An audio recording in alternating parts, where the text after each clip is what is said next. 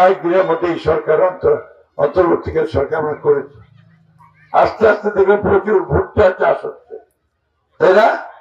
ভুট্টায় কিছু পয়সা পাওয়া যায়। এই ভুট্টার চাষটা কিন্তু আমরাই শুরু করছিলাম।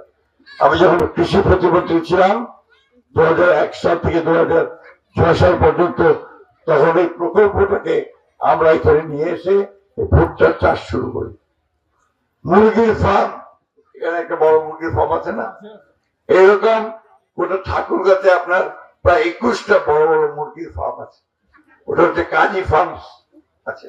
এগুলোকে আমরা নিয়ে আসছিলাম, নিয়ে এসে এই অঞ্চলে যাতে করে আপনার মানুষ কাজ পায়, ব্যবসা করতে পারে, আর এই ভুট্টা বিক্রি করতে পারে, তার জন্য আমরা এগুলো করেছিলাম। তো বাংলাদেশের সব এলাকার চাইতে আমাদের এলাকাটা কিন্তু অনেক গরিব এলাকা। অনেক কারণ আছে, তার মধ্যে প্রধান কারণ হচ্ছে আমাদের লোকেরা আমাদের ভারত যাওয়া চায় না। ওই ঠাকুরগাঁ বেগুনবাড়ি এটাই চাকরি বাতায়। চাকরি করে অনেকে, আমরা চাকরি বাকরি দিই, হয়তো আপনার দিনাজপুরে ভর্তি হয়েছে, টাকায় ভর্তি হয়েছে, কয়েকদিন পরে আসে বলবে স্যার আমাকে একটু ঠাকুরগাঁ দিতে।